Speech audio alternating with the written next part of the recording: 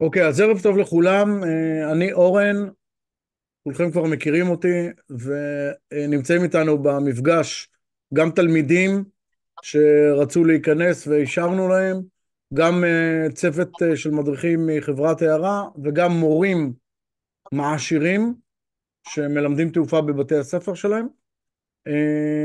ואנחנו היום בשיעור שעוסק במנועים, מנועים חשמליים כמובן, ובספיד קונטרולס או בקרי מהירות או אלקטריק ספיד קונטרולס. אנחנו תכף נדבר על בדיוק מה השם הזה, מה זה אומר. וכשאנחנו מדברים על המערכת הנעה בעין של הרחפנים, של הכטב"מים, של הטיסנים, אז דיברנו על למה, אני שוב מתחבר למה שעשינו בשיעור הראשון, שדיברנו על מה קרה ב10 שנים האחרונות שהביא את הנושא הזה של הרחפנים. ודיברנו על הסוללות כדבר ראשון, ואמרנו שהסוללות בסופו של דבר מניעות מנועים. הפרדנו את השיעור של הסוללות מהמנועים, כדי שנוכל להעמיק, ובשיעור הזה אנחנו נדבר על המנועים עצמם. הרבה מאוד שנים מה שהניע את כלי הטייס האלה היה מנועי שריפה פנימית מכל מיני סוגים, מנועי ניטרו ומנועי בנזין ומנועי נפט לפני הרבה שנים. והתעופה ברמוט ב10 שנים האחרונות הפכה להיות יותר ויותר תעופה שעוסקת או משתמשת בחשמל, מנועים חשמליים, בדיוק כמו שעולם הרכב עובר את המהפכה הזו. לצורך זה היה צריך כמובן את הסוללות, אבל גם מנועים, ועל מנועים נדבר היום. אני יכול לומר לכם שבתעופה הספורטיבית, כל הטיסנים הספורטיביים במחלקות השונות, אני בעיקר מכיר את המחלקה שנקראת F3A, שזה אווירובטיקה מדויקת, לקח לטיסנאים בכל העולם הרבה מאוד שנים לעבור מטיסנים גדולים שטסים באמצעות נייטרו, לטיסנים שטסים באמצעות חשמל. זו הייתה מהפכה של ממש, ואני ראיתי איך באליפויות עולם, כל שנה, יש יותר ויותר טיסנאים שמניעים את המטוסים שלהם, את הטיסנים הגדולים שלהם, במנועים שהם פחות ניטרו ויותר חשמל. והיום לדעתי מעט מאוד טיסנאים עוסקים בתעופה שהיא במנועים האלה, במנועי שריפה פנימית, וממש כולם עוברים לחשמל. אז דיברנו על היתרונות של סוללות, שיעור שלם. בשיעור הזה אנחנו נתמקד במנועים עצמם. אז המהפכה הגדולה זה המנוע הקטן הזה שאני מחזיק פה, אני אציג אותו גם בהמשך, מנוע ברשלס. יש לכם פה מנוע אחד, דוגמה, והנה מנוע קצת יותר גדול. הם שני מנועים שונים לגמרי, זה מנוע Outrunner, זה מנוע Inrunner, נדבר על זה מיד. זה המהפכה הגדולה של התחום הזה של הרחפנים, להשיג מנועים כאלה. ובוא נגדיר לנו כאנשים שעוסקים ברחפנים טיסנים, מה היינו רוצים לקבל מהמנוע שלנו.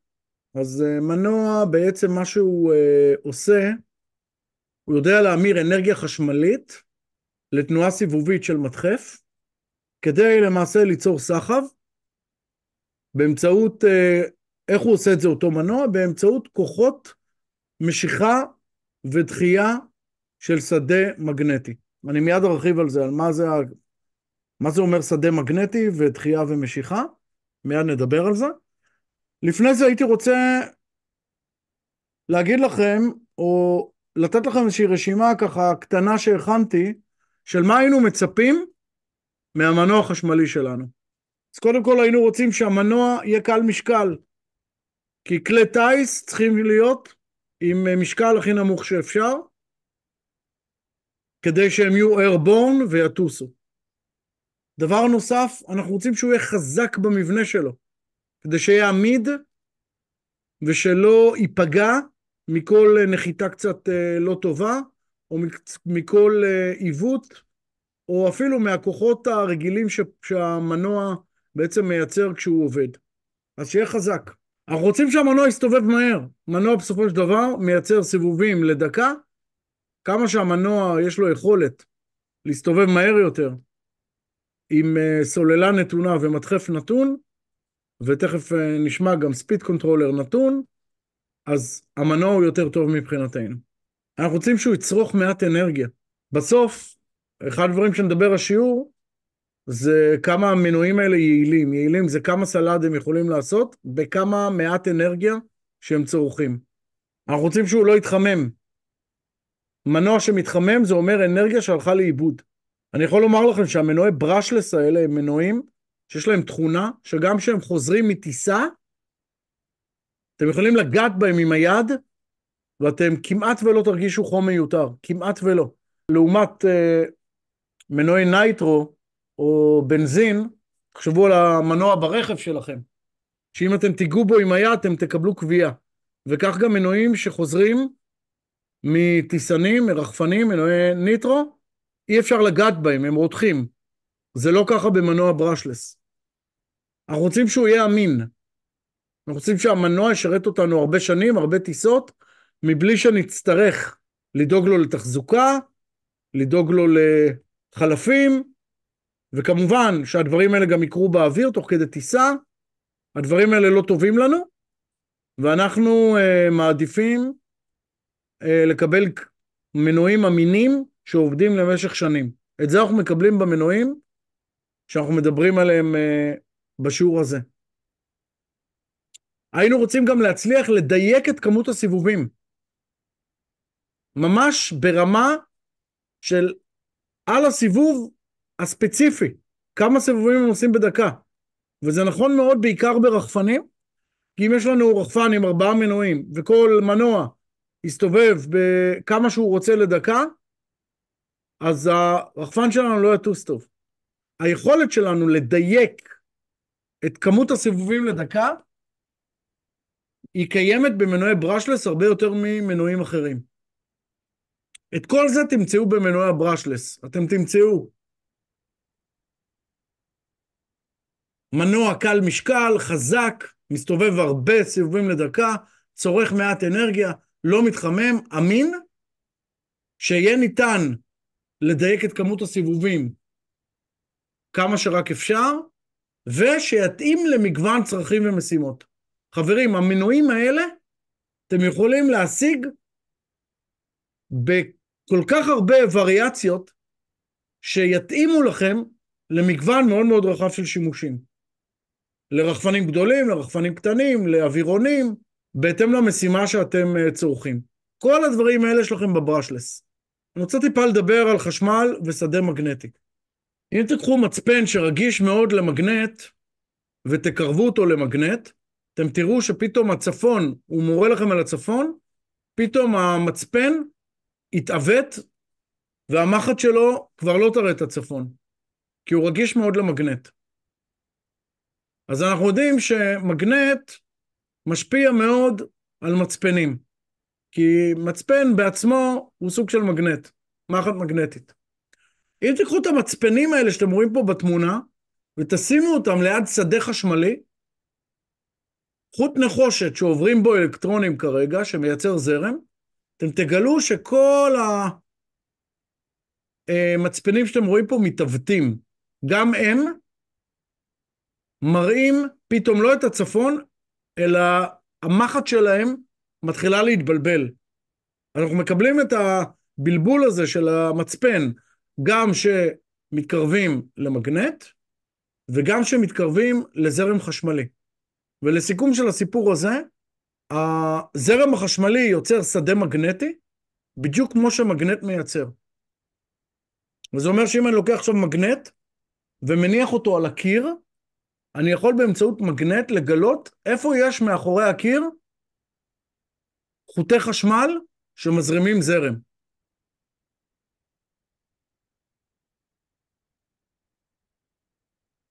אז זה קודם כל נתון שחשוב לדעת כדי להבין את השיעור.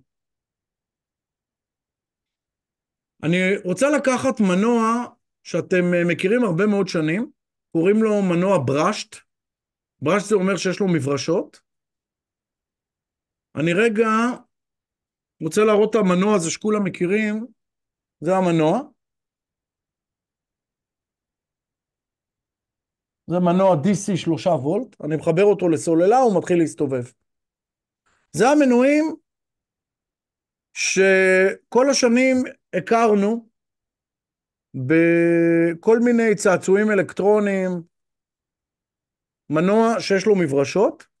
אני רוצה להראות לכם מה זה המברשות שמדברים עליהן, אני אעבור לאיזושהי מצלמה אחרת. אלה המברשות. אלה המברשות. ואם אני לוקח את המנוע הזה שהראיתי לכם הרגע, ומפרק אותו, אז אני רואה את המברשות שמאחוריו, ואני רואה סליל מלא בנחושת, ואני רואה עטיפה שיש לסליל הזה, שיש בו מגנט. הנה המגנט שקבוע על המכסה. זה בעצם כאן, זה המכסה, והנה הסליל. עכשיו, מה שקורה, זה שברגע שאני מחבר את המברשות לשני חוטים, ומחבר אותם למקור מתח, לסוללה, שימו לב שהמברשות לא נוגעות אחת בשנייה, זה פשוט המשך של החוטים. אבל, כשאני מכניס את הסליל הזה פנימה, תסתכלו על הסליל, אתם תראו שיש לו בעצם 3 כתבים כאלה, וכשהסליל הזה נוגע במברשות, הוא כל פעם מקבל זרם בחלק אחר של הסליל, ויוצר שדה מגנטי. כל אחד משלושת הסלילים שאתם רואים פה, יוצר שדה מגנטי שהוא נוגע במברשת. השדה המגנטי הזה מקבל איזשהו יחסי דחייה או משיכה עם המגנטים שיש לנו פה. ובעצם הציר הזה מתחיל להסתובב. ככה פועל מנוע חשמלי. אני רוצה רגע להראות לכם, למי שלא זוכר, אני מדבר איתכם כמו שמדברים לתלמידים. שימו לב, אם אני לוקח 2 מגנטים, יש ביניהם כוחות משיכה, אם אני הופך מגנט אחד, יש ביניהם כוחות דחייה. אותו דבר קורה במנוע. כשאני מטעין את בעצם סלילים, קוילס, שאני מטעין אותם בזרם חשמלי, אני גורם לדבר הזה להפוך למגנט. וכשיש לי מגנט מסביב, אז אני יוצר כוחות משיכה ודחייה בין המגנט הזה לבין המגנט שפה, hence אני מקבל תנועה סיבובית. בואו נראה את זה רגע בדיאגרמה שלנו שפה, שבכל זאת תעזור לנו. אתם יכולים לראות את זה כאן. יש לכם פה את המברשת, ברש, שמחוברת לסוללה. המברשת הזו נוגעת כל פעם בחלק אחר של הסליל, ובעצם ברגע שהיא נוגעת בו, היא סוגרת מעגל ויוצרת זרם חשמלי בתוך סליל שהוא מאוד מאוד דק ומאוד מאוד ארוך, והדבר הזה יוצר שדה מגנטי. השדה המגנטי של הסליל הזה, אתם רואים פה את 2 המגנטים שמסביב, אחד הוא מגנט צפוני, אחד הוא דרומי, יוצר כוחות משיכה ודחייה שגורמות לסיבוב. מה הבעיה עם המנוע ברשט? הבעיה היא שהסיבוב הזה כל הזמן מופרע על ידי המברשת עצמה. המברשת גורמת מצד אחד לשדה המגנטי ולכוחות דחייה ומשיכה, אבל מצד שני היא גורמת לשחיקה, לחיכוך בין הסליל לבין המברשת עצמה. דבר שגורם עם הזמן למברשת להישחק ולמנוע להיהרס, ובמהלך הזמן שהיא תקינה, הדבר הזה גורם לכך שהמנוע הוא לא יעיל, הוא יוצר חום וחיכוך, וזה לא טוב.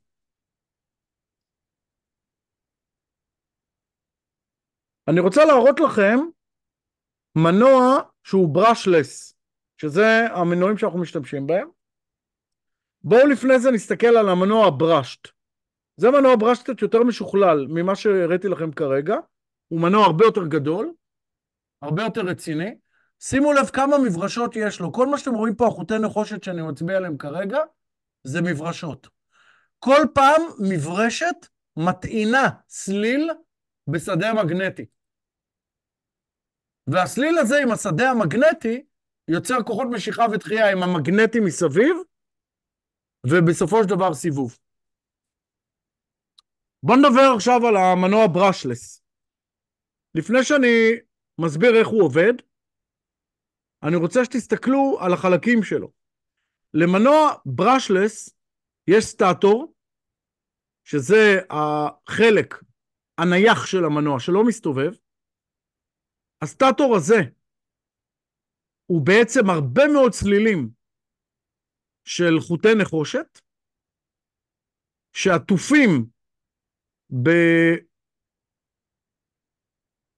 במתכת שמייצרת שדה מגנטי מאותו סליל. מסביב לסטאטור יש חלק שנקרא רוטור, שהוא כן מסתובב, שהרוטור הזה מלא מלא במגנטים. המגנטים הם מגנטים איכותיים, בדרך כלל מחומר שנקרא אירידיום.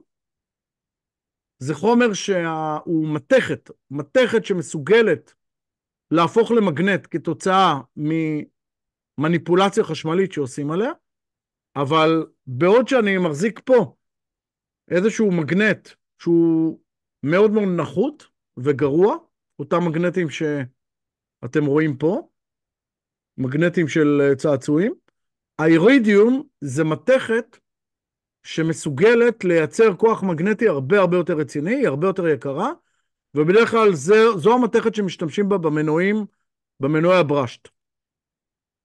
אז יש לנו פה ברוטור הרבה מאוד אירידיומים כאלה שמודבקים לצד, ועכשיו אם אני מצליח בכל זמן נתון לייצר בסטאטור שדה חשמלי, שהוא למעשה שדה מגנטי, בכל אחד מהקוילס שאתם רואים כאן בתמונה, ומסביב יש מגנטים שמייצרים כוחות משיכה ודחייה עם אותם סלילים חשמליים שאתם רואים פה, אז אני יוצר למעשה מומנט סיבובי שגורם למנוע הזה להסתובב. בלי שאני צריך מברשות. אין פה מברשת. למה? בואו נסתכל בשקף הבא. אני מצליח במנוע ברשלס, זה חתך צד, לייצר זרם חשמלי בכל אחד מהסלילים, בזמן נתון, כי יש לי רכיב חדש. אני לא מחבר אותו ישר לסוללה, אלא מחבר את המנוע הזה לספיד קונטרולר, שתכף נדבר עליו, שמסוגל לטעון בכל זמן נתון, שהספיד קונטרולר מחליט, כל אחד מהסלילים האלה, בשדה מגנטי, שיוצר דחייה, עם אותם מגנטים שמסביב. יש לנו כוחות משיכה ודחייה, בין הסטאטור לבין הרוטור, מבלי שאני זקוק למברשות, והשדות המגנטיים האלה יוצרות סיבוב עם מעט מאוד חום מנוע ובזבוז של אנרגיה. כדי לעשות את זה בצורה טובה, צריכים נחושת, שהיא כמה שפחות סגסוגת של נחושת עם כל מיני מתכות זולות. ככל שיש לי בסגסוגת 100% נחושת ופחות מתכות אחרות, המנוע איכותי יותר. ככל שיש לי יותר פולס זה כל מה שאתם אומרים, כל אחד כזה זה פול. ככל שיש לי יותר בעצם שדות מגנטיים שנוצרים בתוך המנוע, ומגנט מסביב, המספר הזה הוא דומה, כמות המגנטים דומה לכמות הפולס. ככל שיש לי יותר פולס, יש לי מנוע איכותי יותר, כי הוא מדויק יותר. ככל שיש לי מנוע מחומרים קלים יותר, אז בגלל חוק הראשון של ניוטון, שינוי מצב התמדה, אני גורם למנוע להסתובב מהר יותר, כי קל לי לסובב אותו. למעשה החוק השני של ניוטון. וכמובן, אני צריך גם מיסב איכותי, שהוא מרכז המנוע, שיסתובב עם מינימום חיכוך, וככל שיש לי בעצם חומרים שהם טובים יותר, אני מקבל מנוע איכותי יותר. תסתכלו רגע על החתך צד של המנוע ברשלס הזה. אם אני מייצר עכשיו זרם חשמלי ישר בנניח תא A ו-B, וזרם הפוך ב-C ו-D, אני גורם לשני אלה להימשך לשני המגנטים שפה, ולדחות את שני המגנטים שפה. אני באמצעות זרם ישיר וזרם חליפי, יכול לייצר שדות חשמליים ישרים או הפוכים, ולגרום למגנט הזה למשוך, ולמגנט הזה לדחוף, ולמגנט הזה למשוך, ולמגנט הזה לדחוף. כל מגנט עושה פעולה שאני החלטתי שאני רוצה שיעשה, והתוצאה היא סיבוב של המנוע. בלי שיש כוחות משיכה בין מגנטים קרובים, אלא משיכה ודחייה, משיכה ודחייה, כך שהמנוע הופך להיות מאוד יעיל. אין לו משהו שמפריע לו. התא שלידי מושך, התא שאחריי דוחף. וככה המנוע הזה עובד. אני רק צריך עכשיו רכיב שיגרום לכל הדבר הזה לקרות. שבאמת תא אחד ימשוך, תא אחד ידחוף.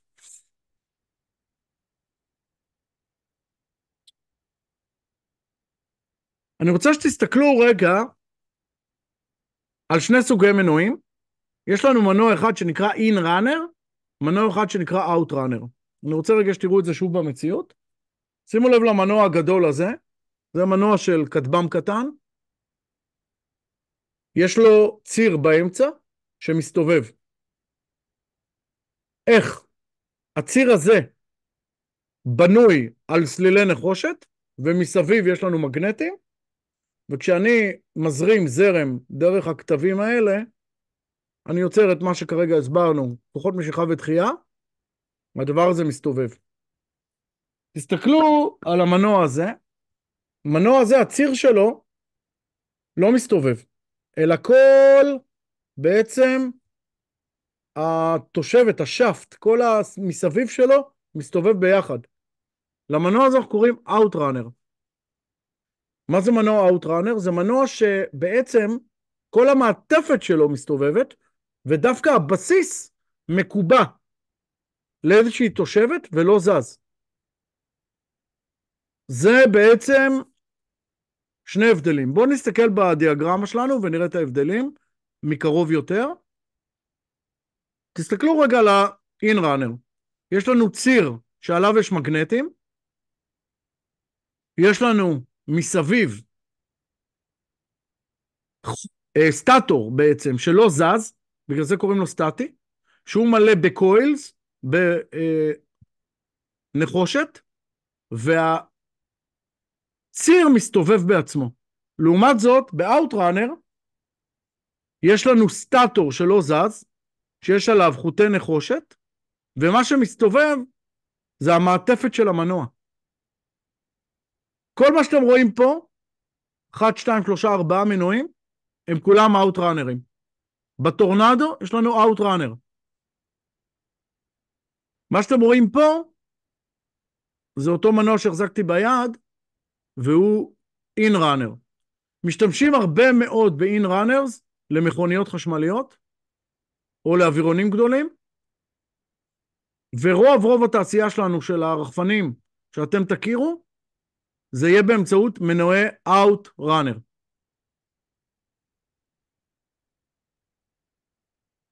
ואלה ההבדלים ביניהם.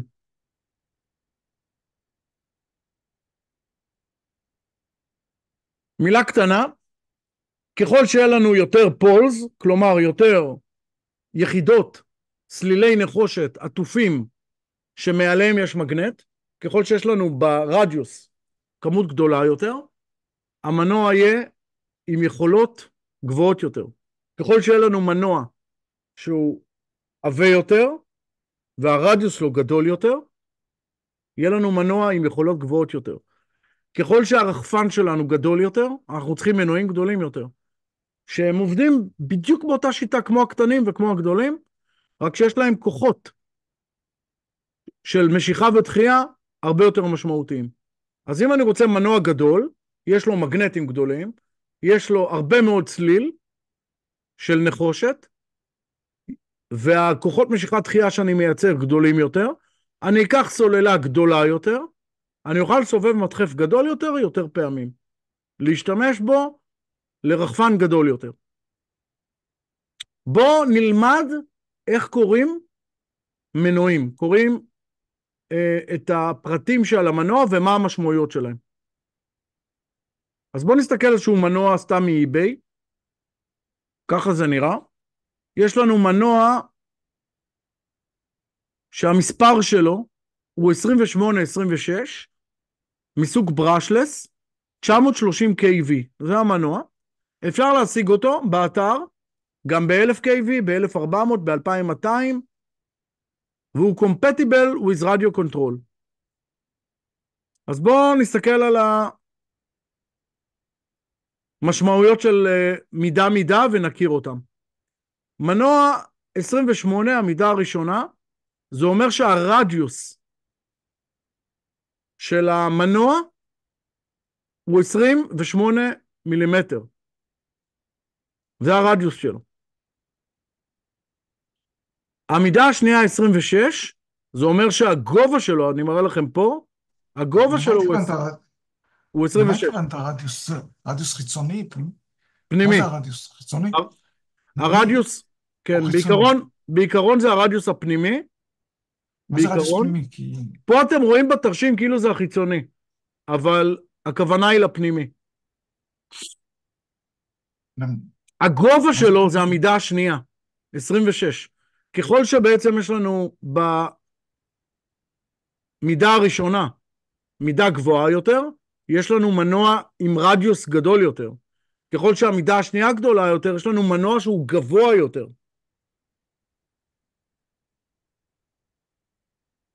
המידה השלישית שאתם רואים פה, זה ה-KV של המנוע. KV, דיברנו על זה קצת בשיעור של הסוללות. KV זה K, סיבובי מנוע, פר וולט.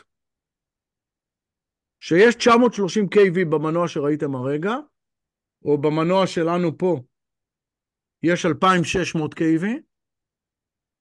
המנוע הזה אומר שעל כל וולט של סוללה, הוא מסתובב 2600 פעמים בדקה. לדוגמה, אם אנחנו מטיסים עכשיו עם הסוללה של הטורנדו, יש לנו 11.1 וולט, על 3 תאים, 3.7 כפול 3 נותן 11.1, כפול 2600, המנוע הזה מסתובב 28,860 פעמים בדקה. בסוף הטיסה, בתחילת הטיסה יש לנו 4.2 וולט לתא, כפול 3 תאים, יש לנו 12.6 וולט, כפול ה-KV, ה-2600, בתחילת הטיסה, יש לנו 32,000 פעמים בדקה, 32,760. מנוע שמסתובב 32,000 פעמים בדקה. כמובן שהכוונה היא לסיבוב שאין עומס על המנוע. כלומר, לא מורכב עליו שום מדחף. הוא ככה, בלי מדחף עליו. ככל שנשים עליו מדחף, גדול יותר, עם פיץ' גדול יותר, נדבר על זה בשיעור הבא על המדחפים, העומס על המנוע יגדל, הסיבובים שלו יקטנו. שאלה לגבי מה שאמרת, לגבי המתח, אני יכול לתת לו איזה מתח שאני רוצה, כלומר גם בוולט אחד הוא יעבוד? או יש לו מגבלת מתח, כי אתה פעם נותן 11 וולט ואני יכול לחבר אותו גם ל-3.7 וולט. אז אני רוצה להבין, כי במנועי DC אומרים לך 6 וולט, 12 וולט וכו'. גם במנועים האלה אומרים, כן, כי לא ראיתי שם. כל מנוע מותאם למספר מינימלי של תאים ומקסימלי. אם תשימו את המספר פחות מהמינימלי, המנוע פשוט לא יעבוד. ואם תשימו מעבר למקסימלי, המנוע פשוט יישרף.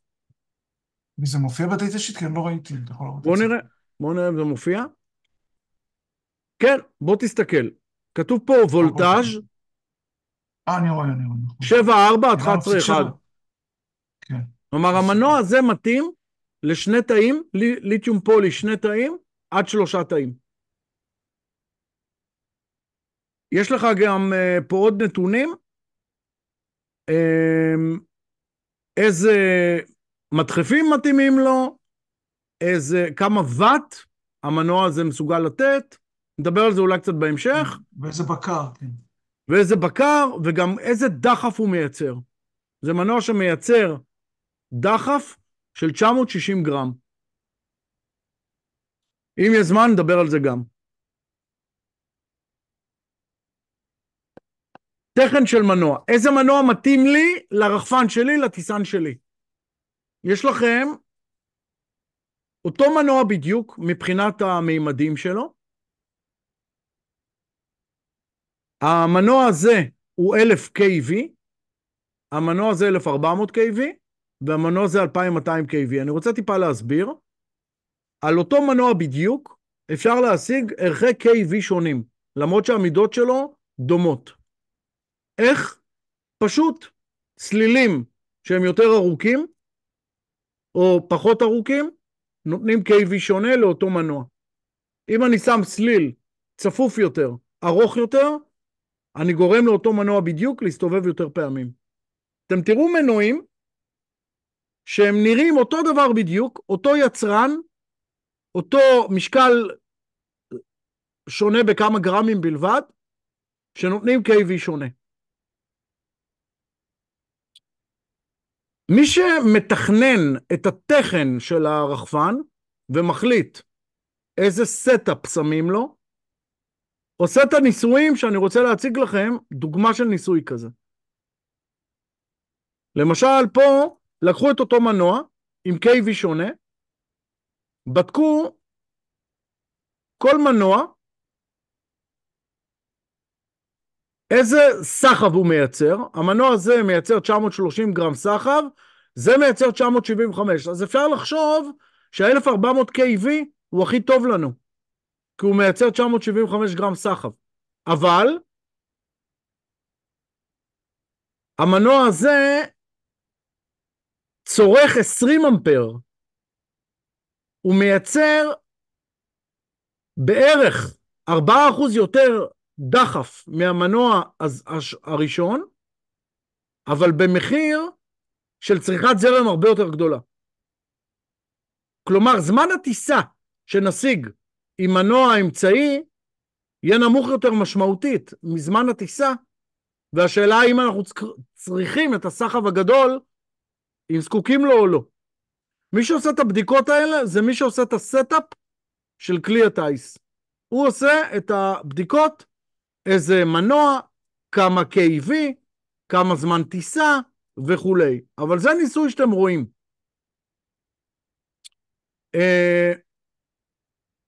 כמובן שיש בו עוד פרמטרים של מה ה-RPM שהמנוע מגיע, עם המדחף שלו הפעם, שמורכב עליו, מה הטמפרטורה שהוא מגיע אליו, הסלילים בפנים, שמודדים לאיזה טמפרטורה זה מגיע.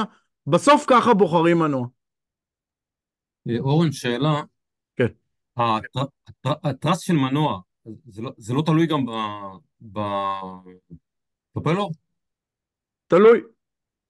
מה שעושים פה זה בדיקה... זאת אומרת, הבדיקות כאן זה פרופלור סטנדרטי, שלמעשה, בוא נגיד גודל סטנדרטי, שכך עושים את ההשוואה בין המנועים? כן. במקרה הזה, במקרה של הניסוי הספציפי הזה, מה שהם עשו זה בדיקה עם אותו מדחף, עם אותה סוללה, כמה RPM הגעתי, לאיזה טרסט הגעתי, כלומר איזה סחב, וכמה זרם הוצאתי מהסוללה, בזמן נתון. ואז אני יודע לעשות את ההחלטות איזה מנוע הכי מתאים לי. בסוף מחליטים על המנוע. בהתאם לתכן. מה זה התכן? תכן זה אומר, אני רוצה עכשיו רחפן שיטוס לי מינימום 12 דקות, מהר, לאט, יסחוב מצלמת גו פרו, כן או לא. עושים איזשהו תכנון מה רוצים, ואז עושים ניסיון מה בסטאפ נותן את הכל, והניסיון הוא לא ניסיון רק של מנוע ו-RPM שלו, אלא גם מדחפים וגם סוללות, המון המון דברים.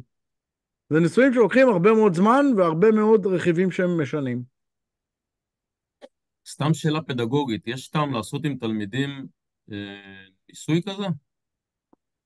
כן, יש בהחלט. תראה, אם אתה מעניין אותך שהם יעשו חקר, תן להם לעשות תכן, ותן להם לבחור סטאפ שמתאים לתכן שהם ביקשו, בצורה אופטימלית, ולנמק גם למה. הם צריכים להראות בעבודה שלהם, למשל, את הניסויים שהם עשו. לתעד את זה, ולתת את המסקנות. וזה יופי של עבודה, לתת לתיכוניסטים. בואו נמשיך.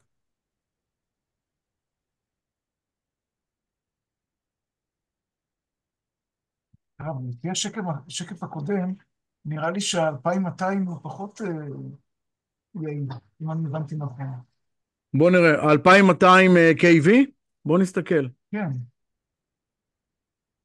אז רגע אחד, אני אראה את זה. בואו נסתכל על 2200 kV. 2200 kV הוא מסתובב למעשה הכי הרבה פעמים בדקה, אבל תראו שהוא ייצר במקרה הזה את הסחב הנמוך ביותר. כן. כן? אבל זה שמסתובב מהר בסדר, אז זה לא עוזר. נכון, בדיוק, בדיוק. אתם רואים הוא צרך אמפרים יותר מאשר הראשון, אבל פחות מהשני. אבל נתן פחות עבודה בסוף. הוא נתן פחות עבודה, רק 630 גרם.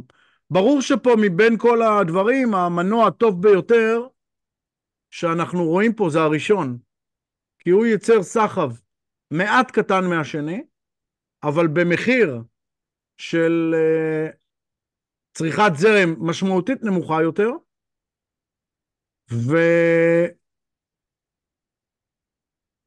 ולכן הוא המנוע שבסטאפ הספציפי הזה נתן את הביצועים הטובים ביותר. השאלה מה היה התכן? זאת השאלה. כי כשאני אומר פה את הביצועים הטובים ביותר, זה אל מול תכן מסוים. לדוגמה, המנוע הזה, אם אין לי שום בעיה עם הסוללה, יש לי סוללה גדולה ואין לי בעיה איתה, אז למה לא לקחת את השני בעצם? אבל אם יש לי זמן טיסה שהוא מאוד חשוב לשעה ארוך, אני כן אבחר בראשון. אוקיי. עוד שאלה, זה מדובר הנתון הזה על מהירות מקסימלית או איזושהי מהירות? כי ככל שלא יתרד במהירות, הזרם ירד. לא, זה במה שנקרא full throttle, מה שנקרא. המצב המקסימלי של המנוע. טוב, בואו נמשיך. אני רוצה לדבר איתכם עכשיו על הרכיב הבא שנקרא ESC, שהוא בקרי מהירות. מה שמאפיין את מנועי הברשלס לעומת הברשט, זה שאנחנו לא מחברים אותם ישר לסוללה, אנחנו מחברים אותם לרכיב שנקרא Electronic Speed Control, ובקיצור ESC. ESC הוא בעצם רכיב שלוקח זרם ישיר מהסוללה, ויודע להפוך אותו לזרם חליפי. מה הכוונה לזרם חליפי? הוא יודע לתת בצד אחד שלו. הוא מתחבר לסוללה, יש לנו פה קונקטור שנקרא JST, הוא מתחבר לסוללה, לוקח זרם ישיר, ומפה, משלושת החוטים האלה, הוא יודע להוציא זרם חליפי. זרם חליפי זה אומר שהוא יודע להוציא זרמים, לא רק בכיוון אחד, אלא גם להפוך את הכיוונים. זאת המשמעות, וזה בדיוק מה שהמנוע שלנו צריך. אנחנו נדבר על זה בשיעור הבא, על המדחפים, גם על סיבוב מנוע. נדבר על פסיעות, לא נדבר על זה עכשיו, אבל הרכיב הזה, זה מה שהוא עושה. עכשיו, בואו רגע נסתכל על השקף כדי שנוכל להציג את זה יותר טוב, ואז אני גם אסביר את זה בעל פה. הם צורכים זרם ישיר מהסוללה, מעבירים כזרם חליפי למנועים בצורה מבוקרת. בצורה מבוקרת זה אומר עם שליטה כמה זרם יועבר למנוע. במילים אחרות הם משפיעים על כמות סיבובי המנוע לדקה. שימו לב שהבקר עשוי מחומרה, יש לו רכיבים אלקטרונים, שעל החומרה הזו צרובה תוכנה. לכל בקר יש תוכנה משלו. לבקר יש מחבר קונקטור שמתחבר לסוללה הראשית, מחבר נוסף שמתחבר לפלייט קונטרולר, שמכיל גם את הזנת המתח שלו וחוט תקשורת. ועכשיו אני אסביר מה אמרתי. זה בעצם אתם מכירים יותר בגודל הזה בערך, אבל זה ה-ESC שלי. יש לי בצד אחד, אמרנו, מחבר סוללה. למחבר סוללה יש קונקטור. הקונקטור, אתם צריכים להכיר את השמות. אנחנו ברחפנים שלנו משתמשים ב-XT60, שזה הקונקטור הצהוב הזה. אתם מכירים? XT30, נכון, XT60 לסוללה הראשית, XT30 ל-ESCs עצמם. אלון, אם אתה יכול להביא לי XT31, כאילו בקר מהירות של טורנדו, אני אראה להם את זה, את ההבדל. עכשיו תראו, יש לנו את החוט הזה, שלקונקטור הזה אנחנו קוראים קונקטור פוטאבה, הוא מתחבר לפלייט קונטרולר שלנו, ופה חשוב להבין איך זה עובד. יש לנו חוט אחד שהוא, בואו נסתכל על שלנו, יופי, תודה. יש לנו חוט אחד, אני אסתכל קודם על זה, שבעצם הוא פלוס, וחוט אחד שהוא מינוס, בגלל זה יש פה שניים, שמה שהוא עושה בעצם, זה לוקח מתח מהסוללה הראשית, ומזין מתח לפלייט קונטרולר. אבל מתח לא של 11.1 וולט, אלא של 5 וולט. ואז בעצם מה שיש לנו, אני תכף אראה לכם את זה גם בדיאגרמה, יש לנו פה פלייט קונטרולר, סליחה, ESC, שלוקח מתח של 11.1 וולט מהסוללה הראשית, במקרה שלנו של הטורנדו, ומעביר מתח של 5 וולט לנייז, למחשב טיסה. אז תשאלו, אז למה צריך את החוט השלישי? מישהו רוצה לענות? סיגנל. למה צריך? סיגנל. לתת לו סיגנל. סיגנל. זאת התשובה, יופי, תודה. בואו תראו מה קורה פה. יש לנו מתח שלקחנו מהסוללה של 11.1 וולט, בתוך מעגל שנקרא back, בתוך ה-ESC שלנו, יש מעגל קטן שנקרא back, רגולטור, הוצאנו 5 וולט, הטענו את הנייז, עכשיו לנייז יש סוללה, יש מתח, והנייז יודע להחזיר חזרה ל-FC סיגנל ששולט על הזרם שיצא מפה. למנוע. על כמות סיבובים לדקה. זה ESC שיש לו גם מעגל שנקרא back. בואו ניקח ESC אחר, שהוא ה-ESC של הטורנדו החדש. אורן, סליחה, רגע, הסיגנל עצמו זה PWM? זה מתח? כן, זה PWM. כן. זה PWM, שזה בעצם מתח שיודע, לא מתח, אלא סיגנל שיודע לפי רוחב האות לנתח את זה, לכמה זרם אנחנו רוצים כרגע להוציא מהסוללה.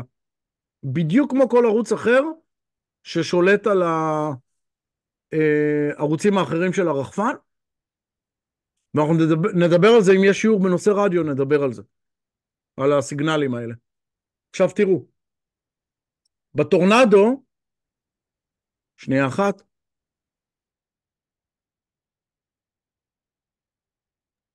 בטורנדו יש לנו כזה ESC, שימו לב, גם כאן הוא מתחבר עם XT30 ל-Power Distribution Board,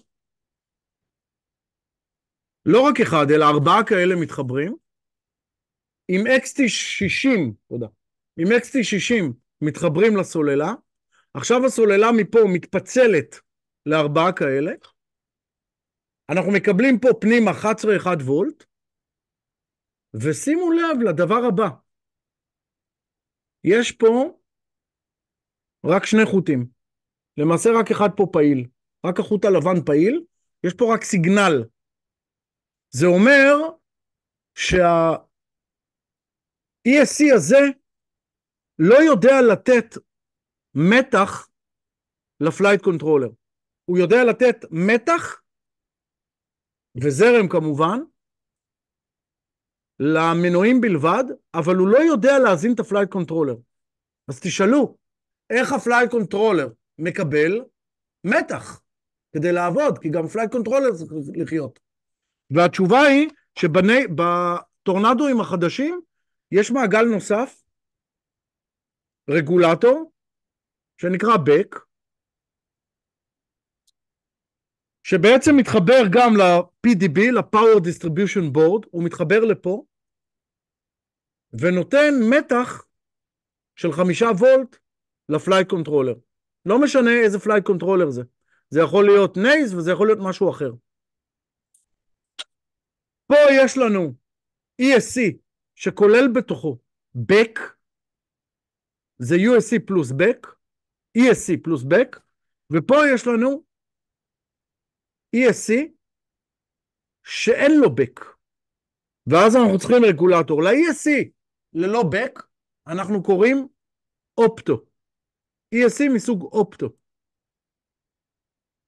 הם נחשבים יותר מקצועיים, כי הם לא מתעסקים במעגל נוסף, אלא רק במתח והזרם שנדרש לצורך המנועים.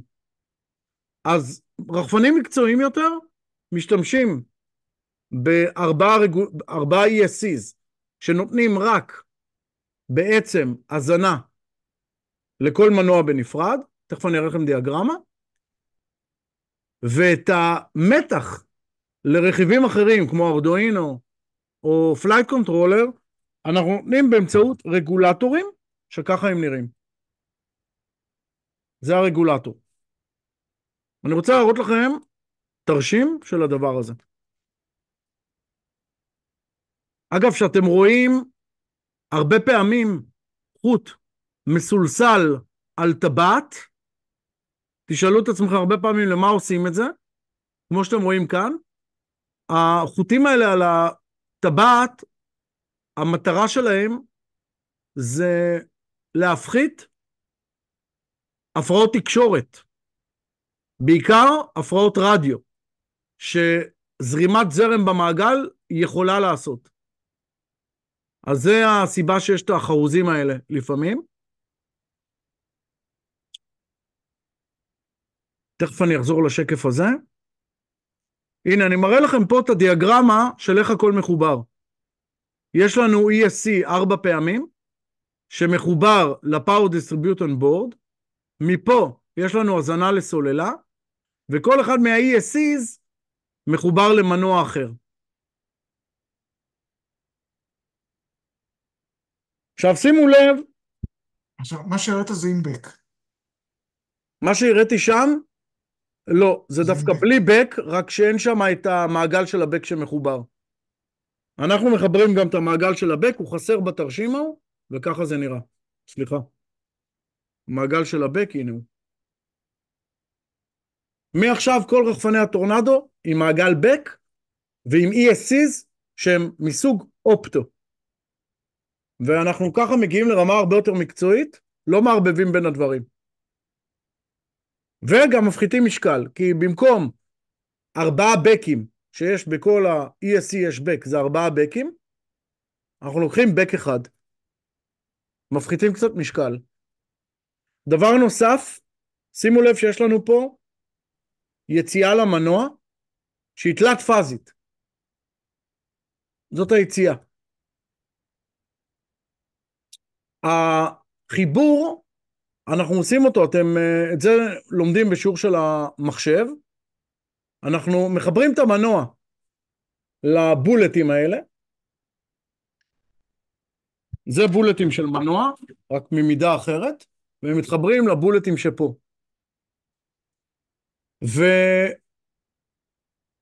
ועכשיו פה אני רוצה להסביר, המנוע יסתובב לאיזשהו כיוון מסוים רנדומלי, אנחנו לא יודעים לאיזה כיוון הוא יסתובב. אם אנחנו נשנה את החיבורי מנוע, 2 מתוך 3, אפילו 1, נחליף את הכיוון שלו, המנוע יסתובב לכיוון ההפוך ביחס לקודם.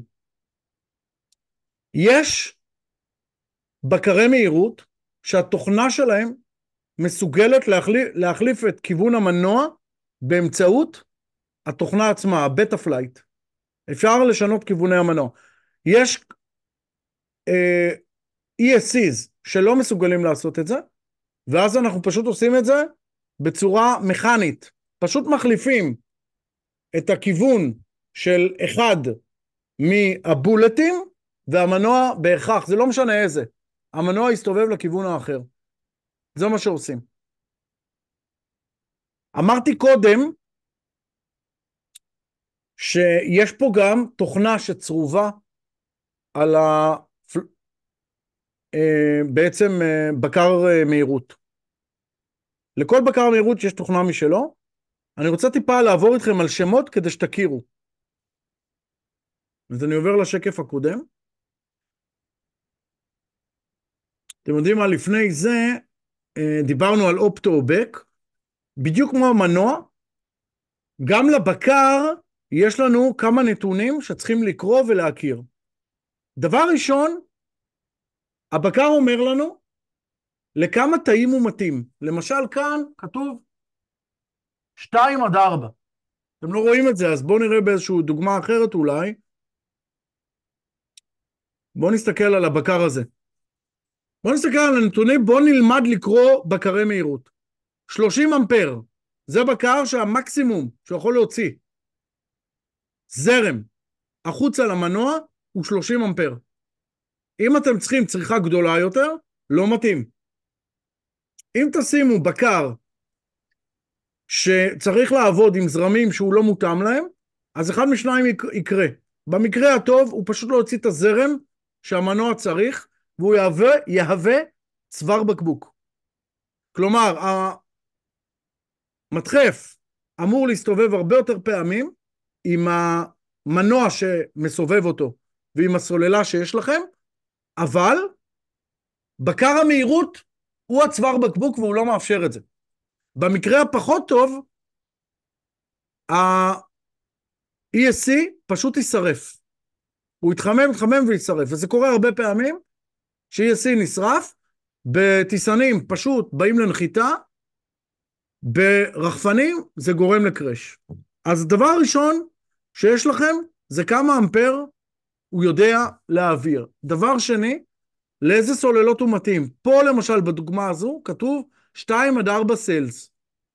הוא מתאים מ2 תאים עד 4 תאים. תשימו לו 5 תאים הוא יישרף. דבר נוסף שיש פה זה קונקטור. לוודא שהקונקטור מתאים למטוס שלנו, לרחפן שלנו. ודבר שלישי, שהמידה של הבולטים מתאימה למנוע. הבולטים נמדדים במילימטר. יש 2 מילימטר, 3 מילימטר, 3.5 מילימטר, 6, 8, אין לזה סוף. אתם צריכים בסופו של דבר שהבולטים שמורכבים על המנוע יהיו מתאימים לבולטים שמורכבים על ה-ESC. דבר נוסף זה התוכנה שיש. מה זה תוכנה? הדבר, flight controllers, בשגרה מה שהם עושים, העבודה הפשוטה ביותר, זה לוקחים זרם מהסוללה, מעבירים אותה למנוע, ושולטים באמצעות הסיגנל על כמה זרם הם יעבירו למנוע. קרי, איזה סלד המנוע יעבוד. אבל הם יודעים לעשות יותר מזה. הם יודעים להשפיע על כיוון הזרם, ובמילא על המנוע, והם יודעים לעשות עוד המון דברים. למשל, הם יודעים את המהירות שהדברים האלה יקרו. האם אתם רוצים שהעלייה בסלד תהיה מהירה, מתונה? האם אתם רוצים שהירידה בסלד תהיה מהירה, תהיה מתונה? הם יודעים לעשות עוד דבר. הם יודעים אפילו להפוך את כיוון המנוע. למשל, בטיסנים שיש להם מנועי מניפה, לפעמים רוצים לבוא לנחיתה, ושהמנוע יסתובב הפוך. כשהסרוטל במצב למטה, המנוע לא רק שהוא מייצר סחב, או לא מייצר סחב, הוא מייצר התנגדות. ואז אתם יכולים לבוא לנחיתה, וממש לייצר על המסלול, באמצעות זה שהמניפה מסתובבת הפוך, ומייצרת דחף הפוך. קונטרה. כנ"ל ברחפנים. אתם רוצים עכשיו, שאם הרחפן תלחצו על כפתור מסוים, הוא ידע לייצר התנגדות בלהבים שלו. יש ESCs שמסוגלים לעשות את זה. מה זה אומר? איך עושים את זה? רחפן מה זה במצב... התנגדות בלהבים? כן. מה זה התנגדות בלהבים? התנגדות בלהבים זה אומר שכשהרחפן כרגע במינימום סרוטל, הלהבים מייצרים כוח שמתנגד לה לסובב אותם באמצעות אנרגיה חשמלית הפוכה. ואז הוא גורם לרחפן למעשה לייצר איזשהו משהו שמתנגד לנפילה שלו. אני אתן לכם דוגמה, למשל במטוסים. אתם עכשיו מטיסים אווירובטיקה מדויקת. אתם עולים עם הטיסן למעלה ב-90 מעלות, והטיסן טס במהירות מסוימת. ואתם עכשיו עושים איזה סטול טרן, ואתם רוצים לרדת. ואתם רוצים שכשהוא יורד, הוא ירד באותה מהירות כמו שהוא עלה, כדי שהתרגיל ייראה יפה. אז בעלייה, אתם תפתחו מצרת כנראה לדרגה מאוד גבוהה והוא יעלה, ובירידה אתם תרצו שמשהו יבלום את הירידה שלו.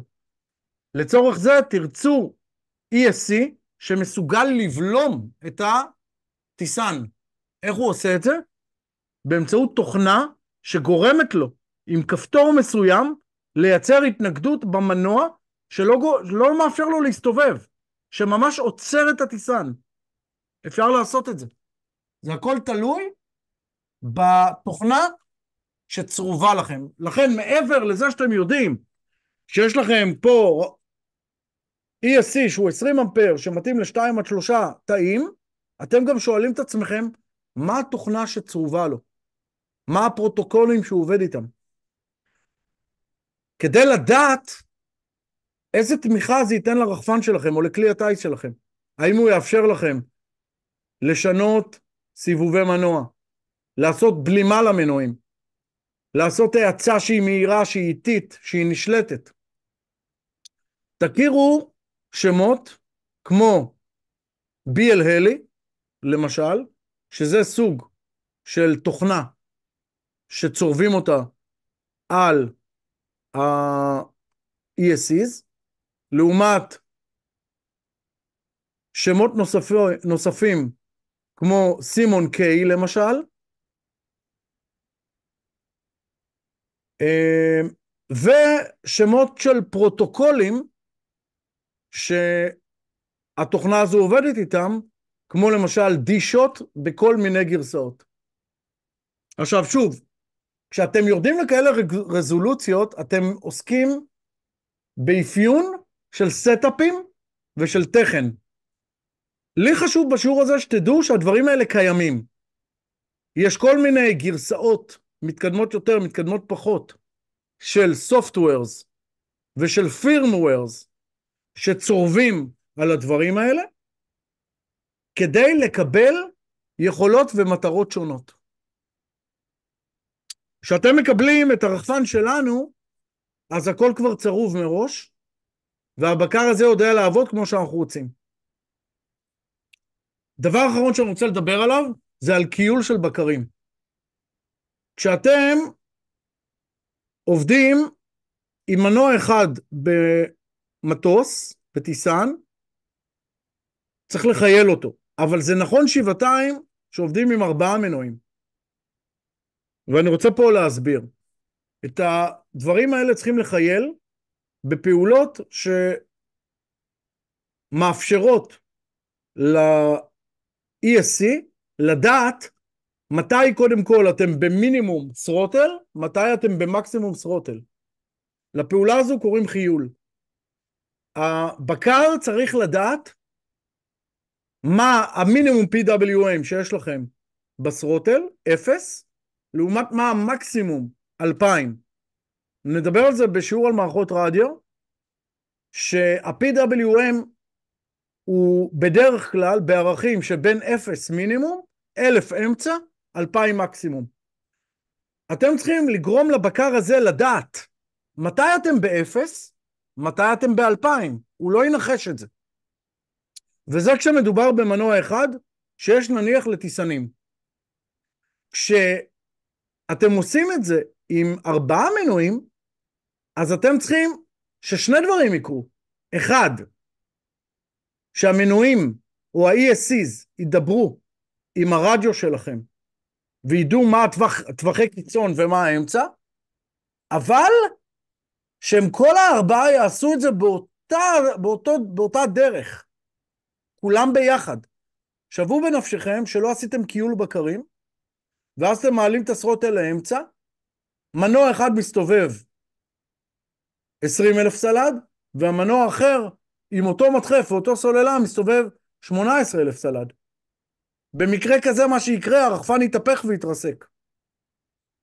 ולכן אתם חייבים לעשות דבר שנקרא קיול.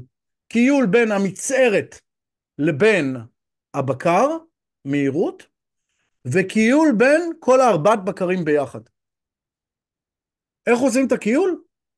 לכל ESC עושים את זה בצורה שונה.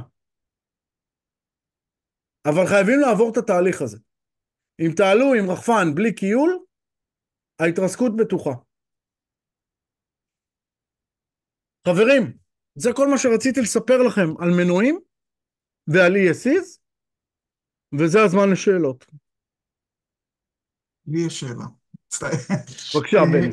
אני לא הבנתי לגבי האופטו. קודם כל, מה אנחנו מקבלים? את האופטו או עם הבק? מה אנחנו מקבלים? אתם ברחפנים שלכם כן? מקבלים אופטו עם בק. אבל למשל יואב קיבל עכשיו, בשעתו, רגע.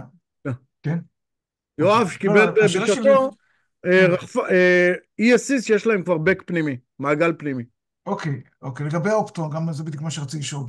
אני מבין שהאופטו זה, יש לנו את ה-ESC הזה, פלוס רגולטור אחד, ולא כך ברור לי איך אחד משפיע לגבי כל 4, כי אני צריך כל מנוע בנפרד לתת לו קצת תיקונים, אם הבנתי נכון אותך. כי אם 4 רגולטורים אני יכול להבין, אבל אם זה רגולטור אחד, אני לא כל כך מבין. הרגולטור האחד שאתה מקבל, המטרה שלו היא רק אחת, לספק מתח לשאר הרכיבים ברחפן, שהם לא המנועים. המנועים ניזונים באמצעות ה-ESCs ישירות. אבל אין לו משהו שמבקר אותו, אם אני מבין נכון. מה שמבקר אותו זה בעצם הכבל תקשורת. אז זה הבק. זה הכבל מה שאתה קורא תקשורת. בק. לא, זה הכבל תקשורת. המתח הוא קבוע, 11.1 וולט. לא, המתח אני מבין, אני מדבר על הבקר רק. אז יש הבקר. הבקר אתה חייב אחד כזה, אתה לא צריך 4. אתה צריך אחד כזה שמוציא. לא, זה רגולטור זה אני מבין. אז אוקיי, זה אתה קורא רגולטור, זה לא קשור לכל האלה, הבנתי. וכל ESC יש לו בק, יש לו בקר. אוקיי, אתה קורא לזה בק, אני בקר מבחינתי. לא, ל-ESCs באופטו אין בקים. יש. אבל יש לו בקר. יש לו, הוא בקר בעצמו, כן. הוא בעצמו בקר. לא, אבל יש לו משהו שאני יכול לבקר את המהירות. כן. הבקרה של המהירות באמצעות הכבל תקשורת והמצערת שלך. אוקיי, ברור. אוקיי, תודה. עוד שאלות? לי יש שאלה. כן, דיברת על התכנות של ה-ESC, זה נעשה בעצם בבקר, ביחידת, בבקר טיסה, או שזה בבקר טיסה? בבקר טיסה. אוקיי. עוד שאלה, לגבי הזרם שרשום על ה-ESC, זה זרם רציף? לא, זה זרם שנקרא burst, זה אומר הזרם המקסימלי. הפיק, המקסימלי, אוקיי. כן, אוקיי, הפיק שהוא יכול לעמוד בו. אוקיי. אוקיי. אם יש עוד שאלות אז בשמחה. אז אני אשמח עוד שאלה. כן, בבקשה. הרחפנים, הבום שלהם, לפי מה נקבע אורך הבום? זאת אומרת, ככל שהבום יהיה יותר קצר, הגודל של הרחפן יהיה יותר קטן, אבל אז אולי היציבות שלו תהיה יותר קטנה באוויר. לפי מה נקבע אורך הבום? אורך הבום אותו נקבע, זרוע. אורך הבום נקבע בתכן להגשמה של שני דברים. ככל שבום ארוך יותר, הרחפן יותר איטי בתגובות שלו. זאת אומרת, אם אתם מגלגלים אותו, בגלל שהבום ארוך, ייקח לו יותר זמן, מאשר רחפנים זאת אומרת, קטנים. הוא יותר סלחן? זאת אומרת, הוא כן, יותר... הוא יותר סלחן. אוקיי. דבר שני, כשאנחנו מטיסים ב-line of sight, כלומר, רואים את הרחפן בעיניים, יש ערך מאוד גדול לזה שהרחפן יהיה עם מימדים שהם פיזיביליים לראייה שלנו, וישארו עם יכולת זיהוי. ולכן, רחפני 450 כאלה, שזה בערך הגודל של הטורנדו, הם רחפנים שנותנים לנו line of sight, יכולת להטיס, שאנחנו על הקרקע ורואים את הרחפן, מזהים אותו, רואים את הכדור שלו, רואים את הצבעים שלו, ורואים לאיזה כיוון הם טסים. מאוד קשה לעשות את זה עם רחפן בגודל כזה,